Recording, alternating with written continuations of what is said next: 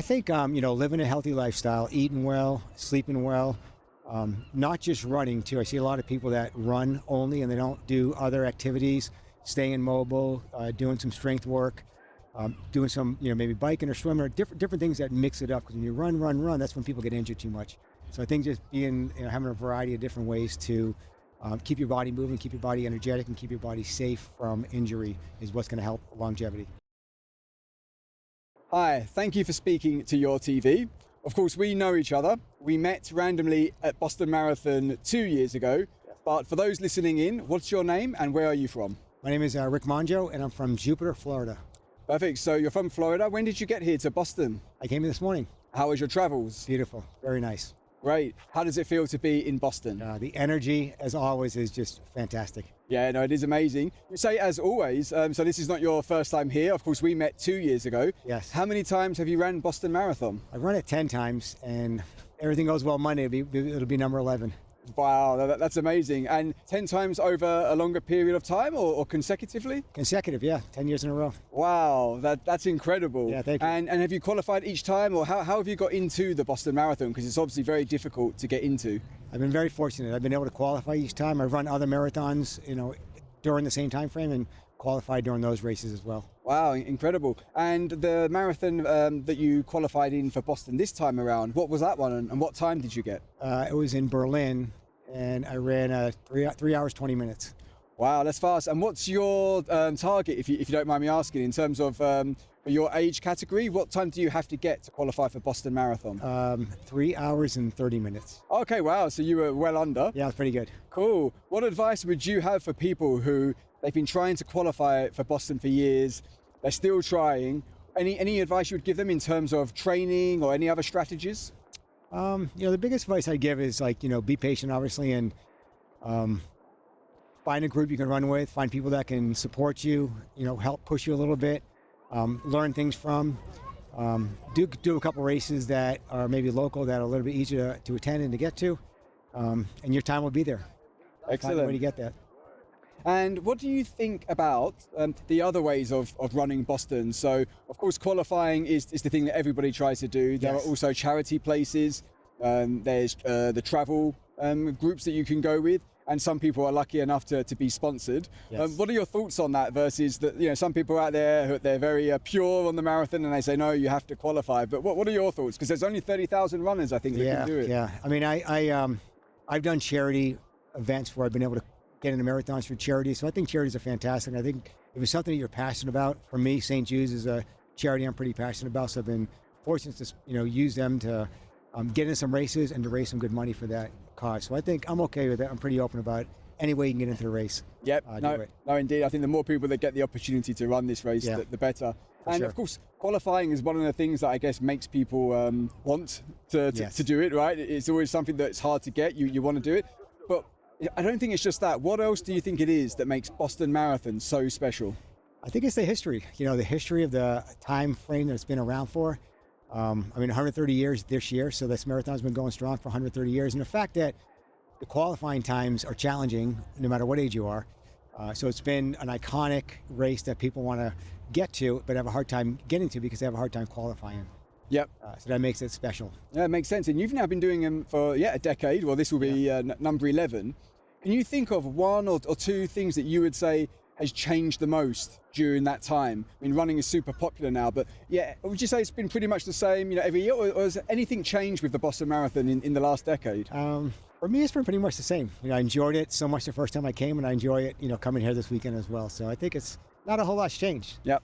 And what was your favorite Boston Marathon of the 10, and for what reason?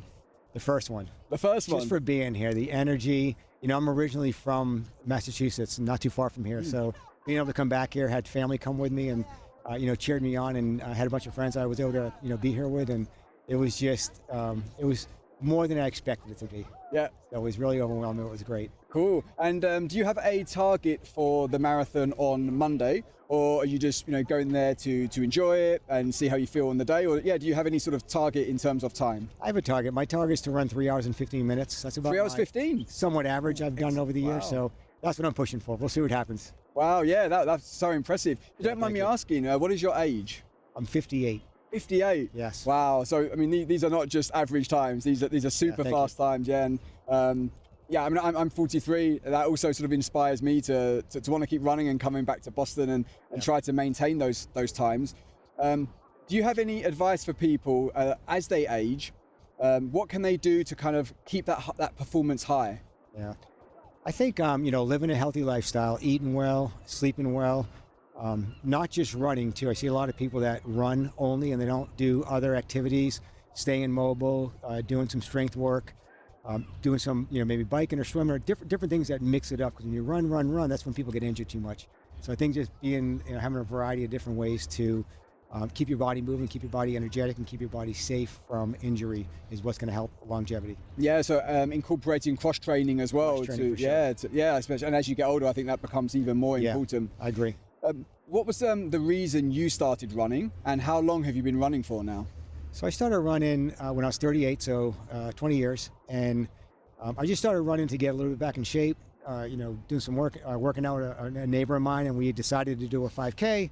Next thing you know, the 5K led to a 10K, to a half marathon. Then I really got into doing triathlons, and I did quite a bit of triathlons. I ended up doing 8 Ironman triathlons as well.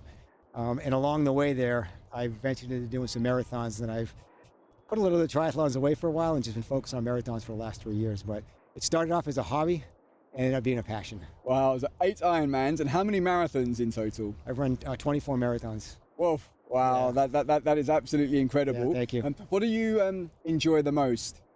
Race day for an Ironman or race day for a marathon? I know you run the marathon within the Ironman, but Yes. I imagine it's also a very different sort of experience. Yeah, I think race day for the marathon, just for the fact that it's not a 10-hour day, 12-hour day.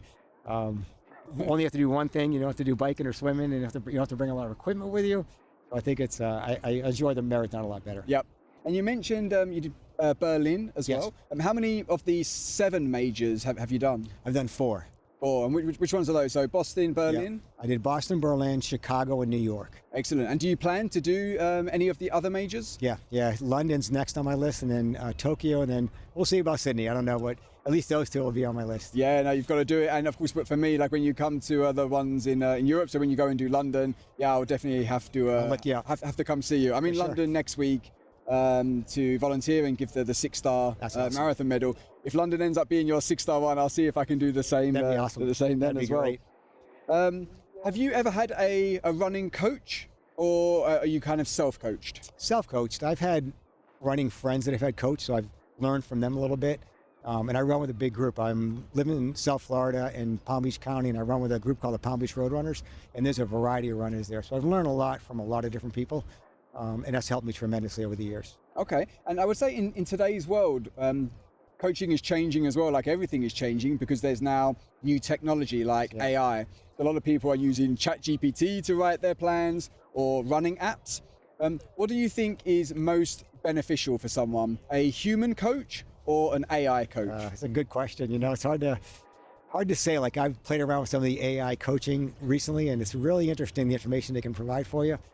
I like the one-on-one, the personal, conversations. I like talking to a variety of people as well, instead of just one person. I think that's where the AI has a benefit, because it gives you information from a lot of different sources versus just one coach with their maybe one way of doing things. So we'll see what the future holds. But, for now, I'm going to just keep dipping my foot in the AI platform and see what happens. Yeah, and I think these tools can also make running more accessible and get people into running for the first time, right? Sure. Maybe in the future, if they want to level up, Yeah. and they appreciate the connection side of running, then it might be the time to speak to a running agree. coach. And you've obviously come here quite a few times now, and I mean, I've only found in the 2 times that I've been here that there's things that I just like to go and see, and things I like to go and do here, places I like to go and eat. What do you look forward to the most, apart from the marathon, when you're in Boston?